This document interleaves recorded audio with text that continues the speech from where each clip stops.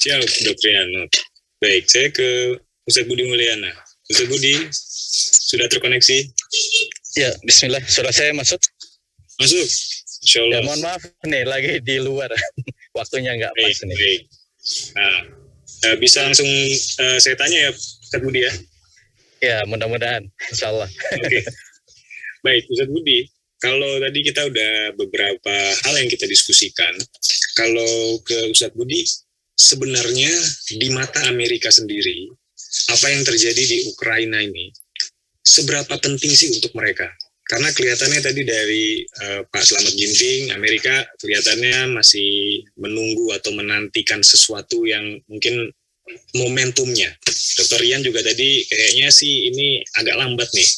Nah, Ustadz Budi Mulyana melihatnya seperti apa? Bagaimana pandangan atau point of view-nya Amerika Serikat terhadap apa yang terjadi di Ukraina dari operasi militer khusus oleh Rusia? Nah, tadi istilah operasi militer khusus, bukan invasi atau bukan peperangan. Mangga, Ustadz Budi. Ya, tentu kita melihat ya bahwa apa yang dilakukan oleh Rusia, termasuk juga respon dari Amerika Serikat terhadap apa yang dilakukan oleh Rusia ini kan menunjukkan bagaimana relasi antara Rusia dan Amerika Serikat ya. Makanya kemudian selama eskalasi tidak meningkat, meluas gitu ya, maka tindakan-tindakan yang dilakukan oleh Rusia dengan operasi militer khususnya, atau mungkin itu sekedar istilah ya, kita bisa sebut juga invasi karena memang ada pendudukan wilayah, itu masih kemudian ditolerir gitu ya oleh Amerika Serikat gitu. Karena kalau misalkan apa yang dilakukan respon Amerika Serikat dengan NATO-nya misalkan untuk melakukan tindakan pembalasan yang lebih tinggi ya sampai akhirnya mengeskalasi terjadi peperangan skala besar, tentu ini juga sesuatu yang dihindari oleh Amerika Serikat. Kenapa? Karena saya melihat bahwa tindakan Rusia ini masih dalam taraf yang tadi ya ditolerir oleh Amerika Serikat selama memang kemudian tidak ada proses lanjutan gitu ya. Hanya sekedar Rusia ini ingin mengamankan posisi wilayahnya dari ancaman eksternal. Perluasan keanggotaan NATO, perluasan keanggotaan Uni Eropa yang dalam kacamata Rusia ini mengancam eksistensinya, ini yang kemudian direspon oleh Rusia dengan melakukan tindakan yang kita lihat selama ini kan gitu.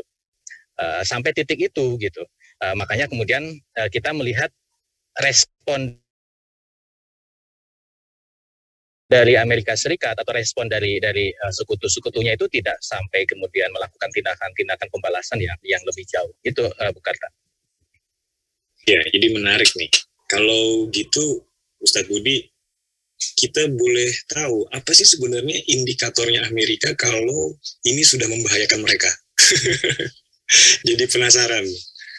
Ya, sebenarnya kan kalau kita ukur ya dari kapabilitas Rusia pasca runtuhnya Uni Soviet gitu ya, dan menjadikan Amerika sebagai hegemon dunia saat ini, sebagai adidaya unilateral ya sekarang saat ini, itu sudah menunjukkan bahwa memang Rusia ini posisinya tidak lagi menjadi lawan yang sepadan buat Amerika Serikat gitu. Amerika menjadikan Rusia hanya level powernya itu di level kawasan saja gitu. Tidak lagi masuk ke kancah politik global. Bahkan Amerika Serikat dan Rusia ini kan juga ada beberapa kesamaan kepentingan ya dalam beberapa kasus internasional, misalkan kasus di Suriah misalkan ya, seperti itu. Artinya Rusia itu masih dalam kontrol ya dalam tanda kutip Amerika Serikat gitu. Artinya dia tidak menjadi ancaman yang sedemikian serius bagi Amerika Serikat. Salah satu indikasi kita bisa baca dalam apa yang dirilis oleh NIC ya 2021 kemarin ketika mengeluarkan prediksi mereka di 2040 ya, Global Trend 2040. Di situ disebut bahwa memang dari 5 skenario yang dibuat oleh NIC itu Rusia itu tidak menjadi porsi yang dominan. Justru porsi yang dominan yang dianggap ancaman Amerika Serikat di masa depan itu adalah justru China gitu. Maka Rusia dalam kacamata Amerika itu tidak lagi seperti pada masa Perang Dingin ya.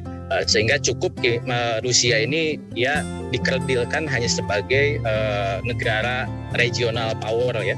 Ya kalaupun jauh-jauh mungkin Rusia, Eropa Timur gitu ya, sedikit masuk ke Asia Tengah, walaupun di situ juga tidak sedemikian kuat Rusia untuk bisa menunjukkan dominasi seperti pada masa lalu gitu.